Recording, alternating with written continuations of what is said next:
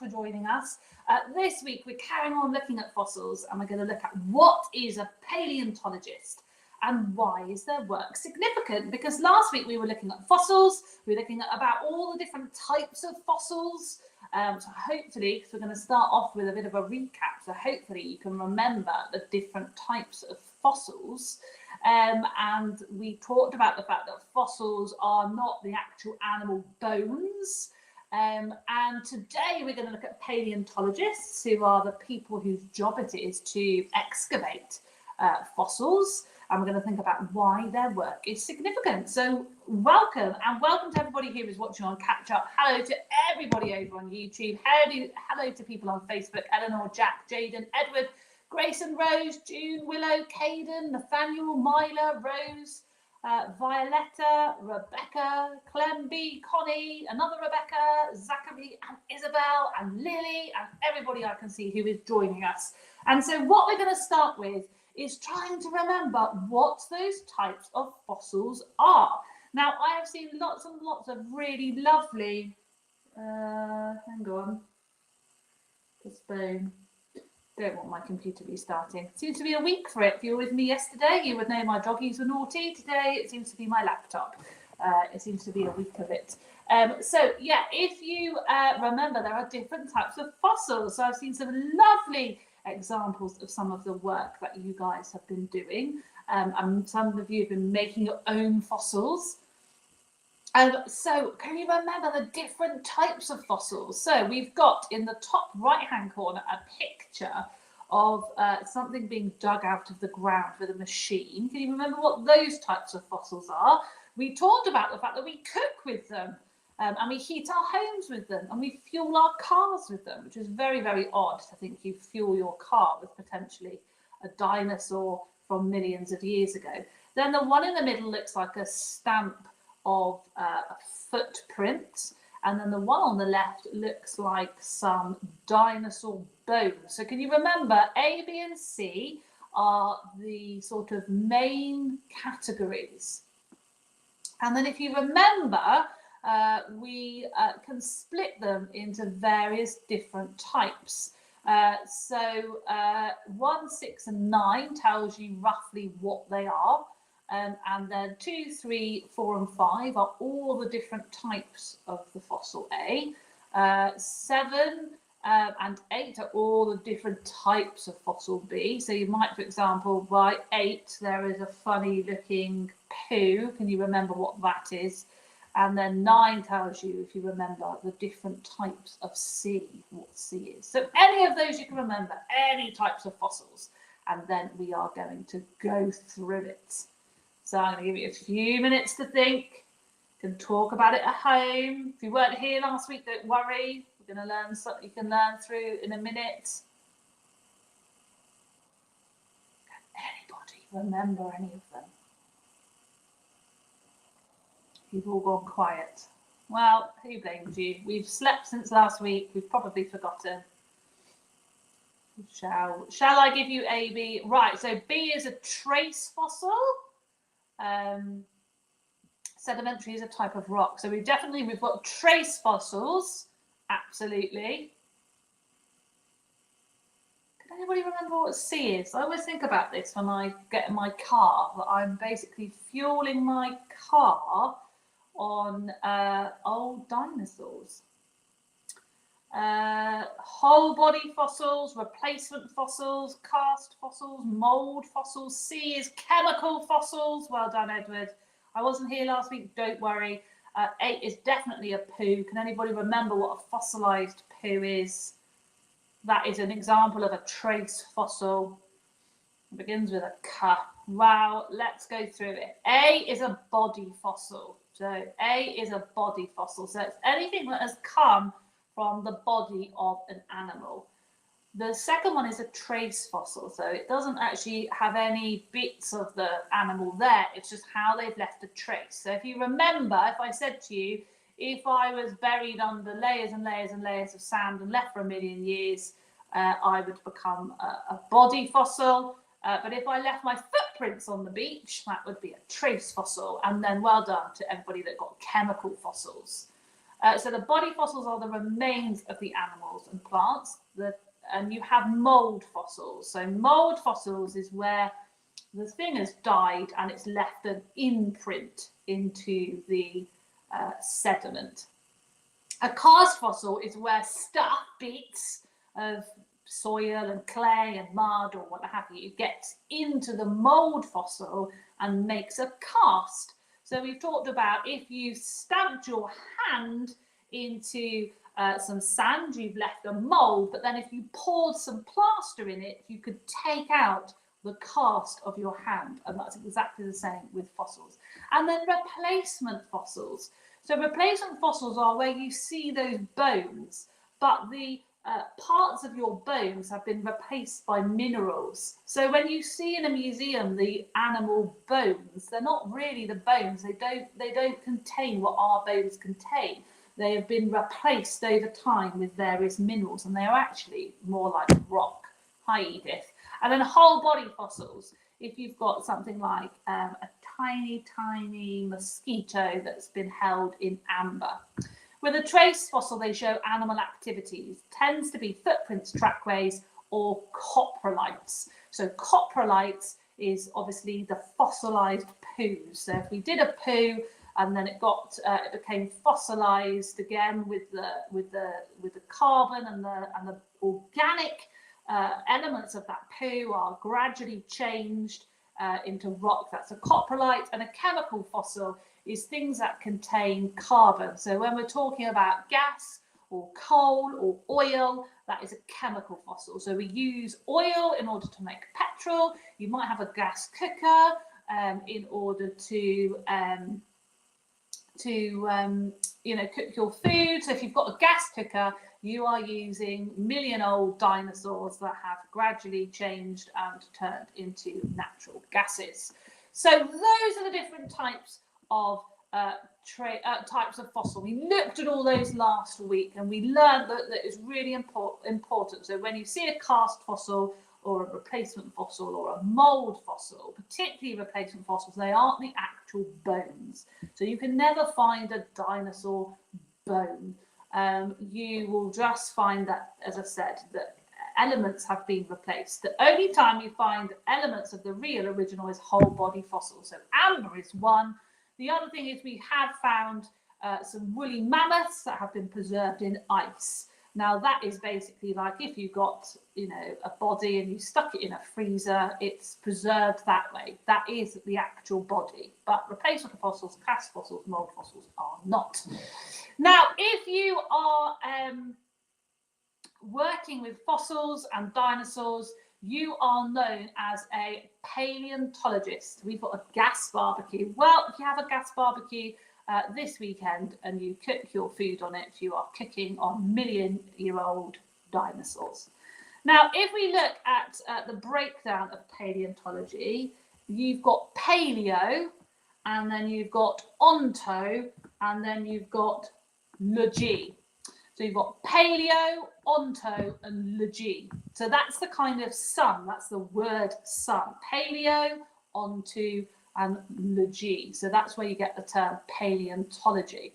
Now, I actually mentioned this randomly yesterday, out of the blue. I hadn't planned to, but one of our really exciting things that we like to do at home, because we're a little bit geeky, is work out where words come from. Because if you remember the kind of root of the word, we were looking at this yesterday with Vikings and how a lot of our language has come from Norse.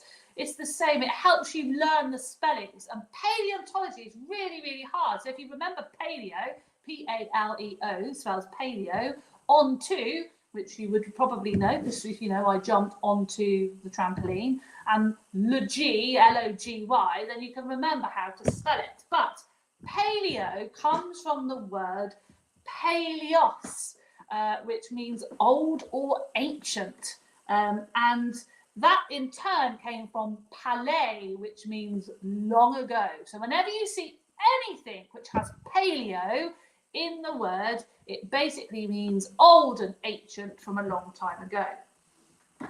If you see anything with logy at the end, so we've got biology, paleontology, can't think of any more, but there's probably loads.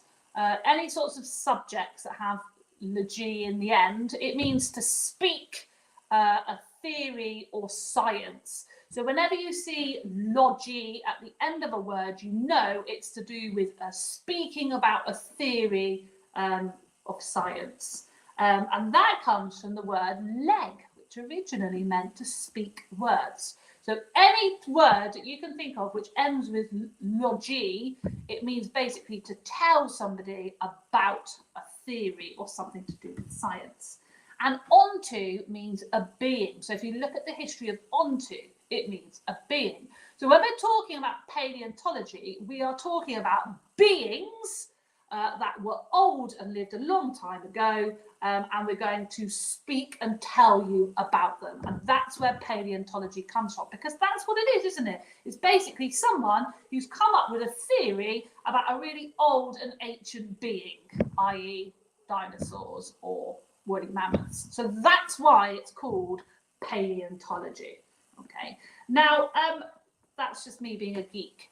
We do it all the time using etymology dictionaries. It really helps you learn spellings because it makes you understand, if phonics doesn't work for you, it makes you understand like where words come from and the fact that there is always a reason why you have the word. So next time you hear paleontology, you know it's someone telling you something about something that's old.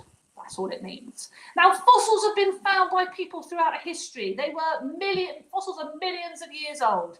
But the study of paleontology is only about 200 years old. So the concept of coming up with scientific theories about this old stuff is only actually 200 years old. But of course, we know that fossils have been around for millions and millions of years. So ancient Greeks often found what looked like sea or water-based creatures.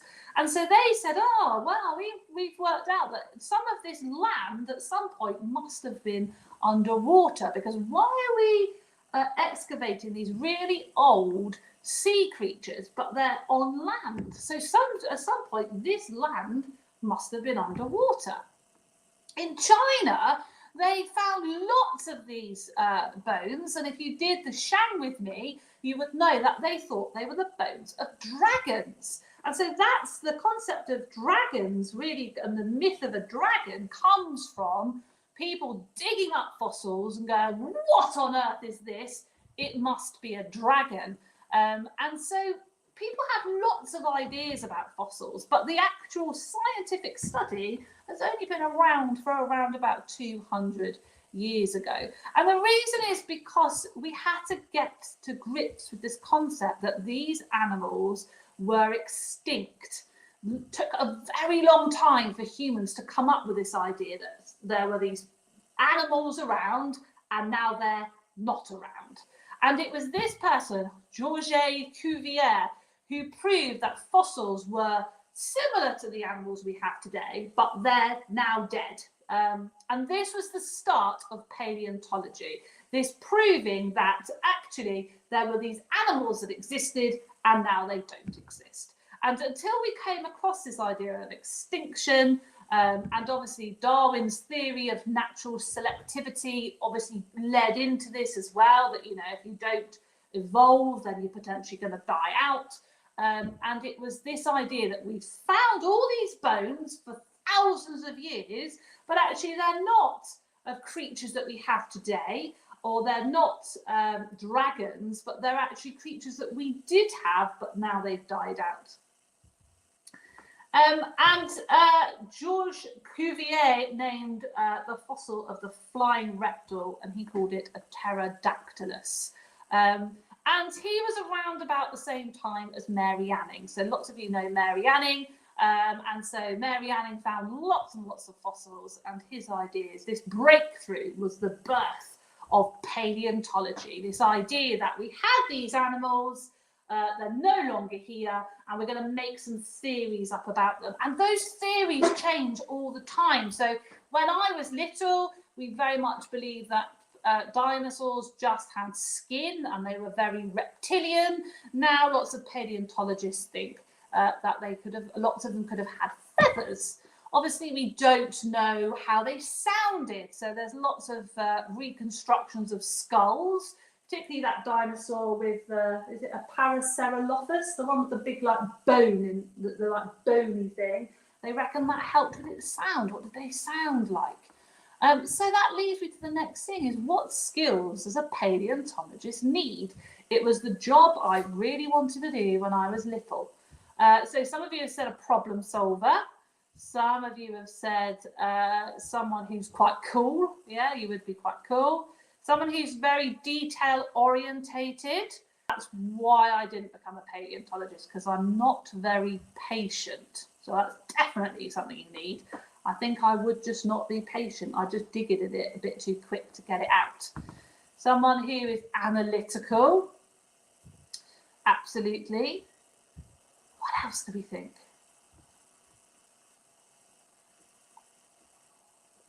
Someone who's cool. Yeah. Paleontologists I've met are often very cool, but they're not like Indiana Jones. Patient, good eyesight, they're a problem solver. Amazing. Right, well, these are what I've got. Let's see. So I got problem solver. Someone who's open-minded. We got that one. Evie came up with that idea. Someone with specialist knowledge. So you need to have some sort of knowledge. Someone with a good attention to detail. We absolutely came up with that one. Someone who's persistent. So you may have an idea that something may be buried somewhere, and then you might excavate it, and then there might be nothing there. And then you go, oh, well, let's move over to this bit or this bit. You have to definitely be persistent. You have to be good at communicating. So communicating to other people on the field that are excavating with you. And good at communicating your ideas. You need to be a good team player, so you work together. Definitely need patience. That's where I would fall down, being a paleontologist. Analytical. What does analytical mean? It means like somebody that kind of tries to work things out in a methodical way. And someone who's quite cheerful was another one I put, because I thought, you know what? You probably get an awful lot of disappointment. So if you're easily disappointed, probably not the job for you, because enjoy traveling away from home. Absolutely. Someone who's calm. I think if you're not cheerful and you don't really find much, you would get disappointed very, very quickly. Enthusiastic, hopeful, Mima said, which is a bit like cheerful. You've got to keep always being positive. So out of these 10 skills, I want you to take a vote. Which do you think is the most important skill for a paleontologist? Needs to not be tired. Yeah, maybe you need to keep going at certain points. So what do you think is the top skill? So I want you to take a vote out of 10. So do you think it's number 1? Do you think it's number 2? Do you think it's number 3? And so on. Yeah, so birds, so this is saying there's still dinosaurs around today. So yeah, birds are descendant of dinosaurs. Absolutely. You can see a lot of things that are very much resilient for different climates. Yeah, you can see lots of features in current birds. So we've got a 4, 8, 10, 7 and 4, 8, 7, 8, 2, 1, 3 and 8. Lily says 10, 2, 8. So lots. I think 8 is going to win persistence, because you need to persevere to achieve your goals. If you give up after an hour, there's no point in trying. You need to keep calm and carry on to get where you need to be. That is a lovely explanation. Mima votes for 8, 8, 4, 4 and 3 from Jaden, 10. Well, I think 8 wins that you need to be patient. So there we go. Maybe it was a good idea that I didn't ever try and become a paleontologist, because I am not very patient. Now, the next game we're going to play is, do you know your paleontologist? Because like there are different types of fossil, there are also different types of paleontologist. Who knew? So you can have vertebrate paleontologists, you can have invertebrate paleontologists, you can have micro paleontologists, you can have paleobotanists, you can have paleoanthropologists, and you can have palynologists. So that is an awful lot of different paleontologists. So what are the different types of paleontologists? Well, here are the definitions, but they are all jumbled up. So some paleontologists study microscopic fossils. So they study tiny, tiny invertebrates. They study bacteria, fungal spores, and pollen fossils. Can you believe that? Tiny, tiny bone fragments and the teeth of large invertebrates. So which one of those types of paleontologists is that? Some paleontologists study plant spores and pollen grains and plants that lived both in the past and in current time. So their whole paleontology focus is plants, spores and pollen. Which one is that? Some paleontologists study fossils such as arthropods like crabs and shrimps, mollusks, sea urchins, corals, starfish. So if you're studying those types of fossils, what do you think you're called?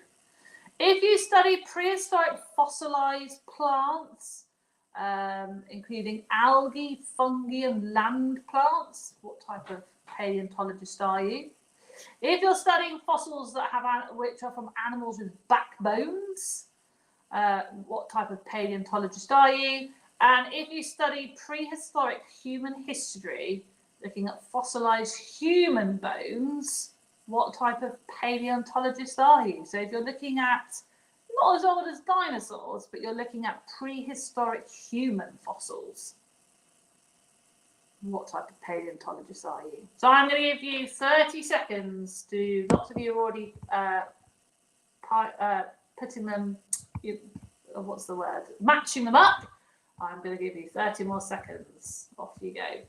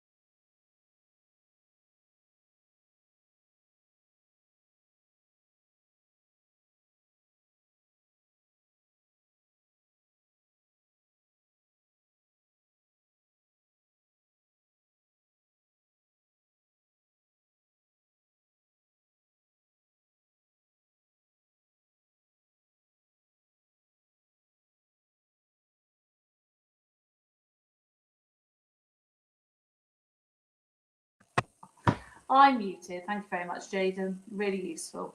So I was just saying, I think it's Tegan, has just shared a really good joke, which is, I just stubbed my toe and now I'm a paleontologist, which I hope it is Tegan. So that's what you missed. So yes, I'm muted. Thank you very much, June and Jaden, for sorting me out. Hopefully I'm no longer muted. So vertebrate paleontologists, they study fossils from animals with backbones. So this could be fish, could be huge mammals, but anything that is a vertebrate, so something that has that backbone, which means that invertebrate is the study of fossils from animals that don't have backbones. So things like crabs, shrimps, clams, snails, starfish, sea urchin, corals, because corals obviously are living things. So anything you study that is an invertebrate means you're an invertebrate paleontologist. A micropaleontologist, if you're looking at that base word, micro means small.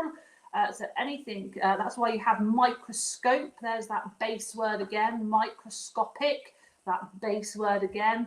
Anything with micro in it means, if you go and look at that in an etymology dictionary, it means something that's incredibly small. So anything from bacteria to tiny bone fragments, anything that you like to study that's really small, because it's got the word micro, that is a micropaleontologist.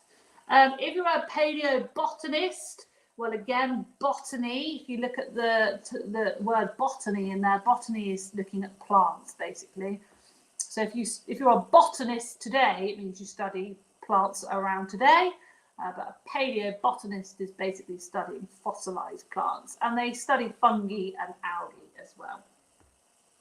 A paleoanthropologist is somebody that studies fossilized human bones, but they're doing it in order to piece together prehistoric human history. And this overlaps with anthropology and archaeology. So there is very much an overlap in those roles. Being an anthropologist is something else I always fancy doing. And a paleontologist is the person who studies plant spores and pollen grains.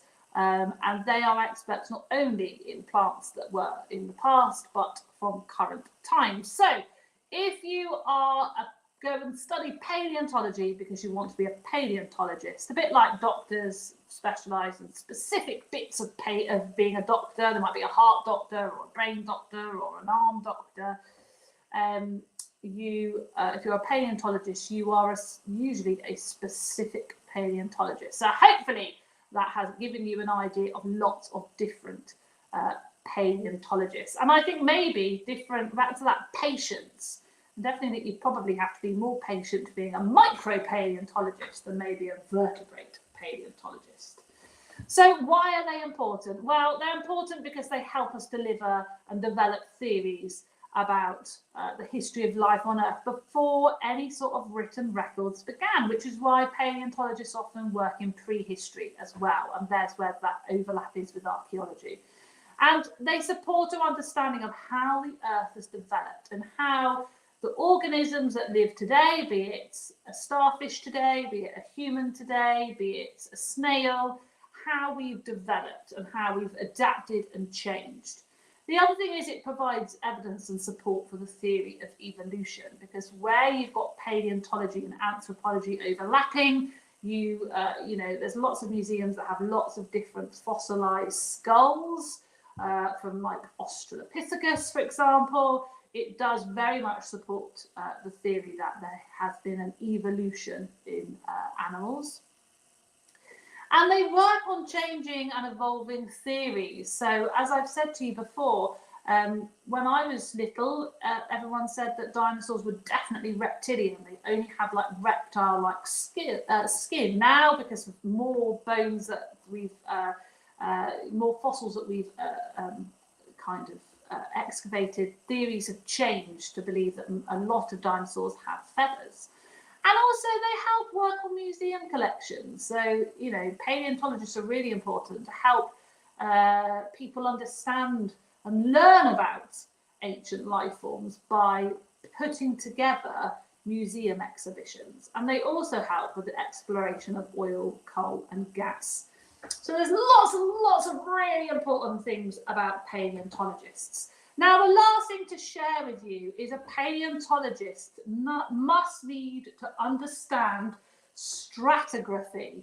Now, there's another kind of key word. The base word of stratigraphy is strata, and strata means layers. And basically, when you excavate different layers tend to belong to different time periods. So, for example, if you go to one of the towns that Boudica burnt down, or the Celts burnt down, and you are interested in stratigraphy, you can actually, there is a layer in those towns called the Boudica layer, because you can actually see the burnt remains of that town. But it's the study that basically you will find particular items in particular layers of the Earth. So older items are going to be found in a deeper layer than newer items. And so that's how people often know, often say, well, how on earth has it taken that long for that item to be discovered? And it's because actually you have to go, the deeper you go, the older the items. So here we've got 6, which is sort of just underneath the sort of top layer of soil. Then we've got 5, 4, 3, 2, and 1. So if we were going to dig this particular plot of earth, what layer would we find the Roman coin in? What layer would we find the flint tool in? What layer would we find the early medieval brooch in? What layer would we find the fossilized seashell in? What layer would we find the Victorian pottery in? And what layer would we find the English Civil War musket ball? Now, this is going to test your chronology. What do you think you'd find in 6? Which is the newest item there, do you think? What would you find in 5? What do you think is the second newest item? Or go the other way. Number 1 is going to be the oldest item. What do you think the oldest item is going to be? I have a musket ball too. I've got quite a few. I've also got a replica flintlock pistol from the Civil War. I used to use it when I was teaching in classrooms. So we reckon it'll be the Victorian pottery first, which is 6. I would agree. What do you think's after the Victorian pottery? The oldest is going to be the fossilized seashell. I would agree. I would agree that flint is likely to be 2. I think that's a pretty good one. So I think 1 definitely the seashell. I agree that 2 is going to be the flint, which means 3 is likely to be what?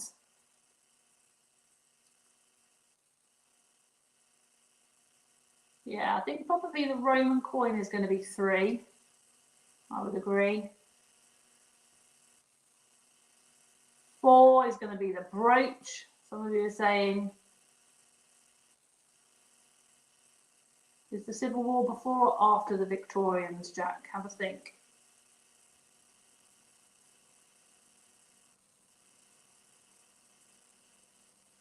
What do we think? I don't think the brooch is going to be 6 because the brooch is from the medieval era. The Victorians definitely came after the medieval times. Shall we go through them? Well, it's linked to chronology. So number 1 is the fossilized seashell. That's going to be millions of years old. Then the flint tool, because that's going to be prehistoric. So prehistoric people used flint. Then you're going to have the Roman coin, because the Romans were around roughly 500 BC to 500 AD, roughly. Then after the Romans, you have the Dark Ages and then the Medieval Ages. So you're going to have 4, it's going to be the early medieval brooch. Then we have kind of the Tudors, the Stuarts, and that sort of era. Eventually you get to the Stuarts, which is where you have the English Civil War, and then the 19th century, where you have Victorian pottery. So therefore, if you are scratching fairly near the surface and you come across a piece of pottery, it is likely, probably, to be Victorian pottery and not, I don't know, Tudor pottery. If you find, a brooch, the deeper you find the brooch, usually the older it is. I mean, you do need to date these things, obviously, but roughly. And it causes, there is arguments. So I work in a museum as well, sometimes when I have some time from all the other things I do. And one of the items that we have in our collection, they've argued about the date of it for years with the British Museum, and eventually it was dated a lot earlier, thousands of years earlier than it was originally thought. So archaeologists and paleontologists sometimes get it wrong, but roughly the deeper you go, the older it is.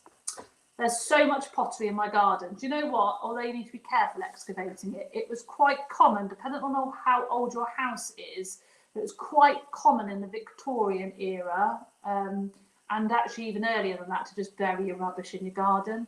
So you might find some Victorian stuff there. But yeah, don't go digging a massive hole in your garden though to try and find some fossils, because people won't. Your grown-ups won't like me. So I'm going to get you thinking to talk to your grown-ups at home. Would you want to hear paleontologists? Why or why not? You can also pop it in the chat and I will read them as I go. Victorian house. That's probably Victorian pottery. If you're grown up, it would be interesting for you to go and like excavate some of it, see if you can put some bits together. But obviously you need to be careful because some of it's sharp, and also you need to ask your grown up. But that is pretty cool. Don't forget our rocks and fossils pack. Next week we are going to be looking at soil. Can I ask your grown-ups to read the information sort of to the side or to the top or to the bottom? There's always some information because next week I'm going to be making edible. We're going to be making edible soil. So if you want to join that, you're going to need the ingredients. I wouldn't want to be a paleontologist because I'm not patient. I'm not patient. I'm good at. I'm all right. I'm just not patient. I'm just not careful. I'm a bit sort of one of those, you know, people would say all guns blazing. If I found something, I wouldn't be careful enough. So yeah, but you know, there we go. It'd be hard work. It's tiring. Yeah, Nina says. So anyway, I could sit and talk to you for ages, but I am now going to go. Have a lovely day. It's sunny here, so hopefully it's sunny where you are. Let me know. I shall be putting in the chat. Not in the chat, in the Facebook group, for you to share anything that you find when you are excavating, or anything that you do, or if you want to carry on the conversation with each other about whether or not you'd be a paleontologist. You could go find out about some paleontologists. You could go and find out, you know, how, you know, whether or not you might look at Mary Anning, or you might look at more about Georges Cuvier. Interestingly, Louis fans amongst you, Bandit is also a paleontologist. And on that note, I will say goodbye and see you soon.